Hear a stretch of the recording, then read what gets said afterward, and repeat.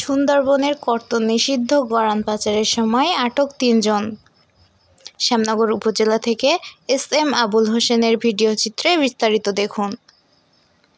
সুন্দরবনের কর্তন নিষিদ্ধ গরান পাচারের সময় ৩ চোরা কারবারিকে আটক করেছে বন বিভাগের সদস্যরা। মঙ্গলবার ২৫শে মার্চ দিবাগত রাত ১২টার দিকে সাতক্ষীরার শ্যামনগর উপজেলার হরিণগড় খাদ্য গুদাম সংলগ্ন এলাকা থেকে মুন্সিগঞ্জ দক্ষিণ কদমতলা স্টেশনের কর্মকর্তা সুলাইমান কবিরের নেতৃত্বে তাদের আটক করা হয়। আটক চোরা কারবারিরা হলেন মুন্সিগঞ্জের ছোট ভেটখালী গ্রামের আব্দুল গফফারের ছেলে মোহাম্মদ কামাল হোসেন, ভ্যান চালক মোহাম্মদ আকবর হোসেন ও হরিণগড় গ্রামের তালেব সর্দারের ছেলে মোহাম্মদ রাশেদুল ইসলাম। এ বিষয়ে কদমতলা স্টেশন কর্মকর্তা সুলাইমান কবির জানান, গোপন সংবাদের কর্তন নিষিদ্ধ গরানসহ ৩ জনকে আটক করা হয়েছে। তাদের বিরুদ্ধে বন আইনে মামলা দায়েরের প্রস্তুতি চলছে।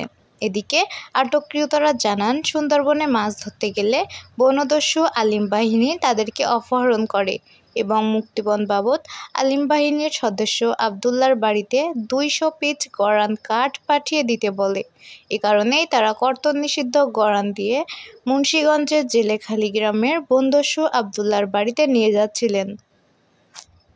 সাথে আছে আমি সাদিয়া, দৈনিক সাতক্ষীরা দিগন্ত। যখন ছাড়িল ৮টার দিক ধরিল, এরকম ১১টার দিকটি ছাড়িল। ছাড়লে পরে কালির কালো এগুলি কাটছো মাছকো মাছ নেই, মাছ আনতে মাছ মারতে দিন কি কাঁকড়া মারতে গেছিলে? না, তাও মারতে জানি, মাছ মারতে গেলাম, সে বরফ টরফ সব ফেলে দিয়ে ফেলে দিচ্ছে। মাছ মারি আজ তো কালকে ছাড়ি দিয়ে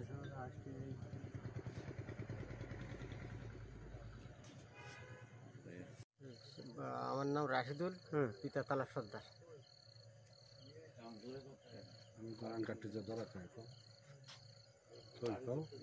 না, আমি এই জায়গায় আইছি, আমার শহরে উঠি কান নিয়ে আইছি, এই ভ্যান সহ আমি ধরা খাই।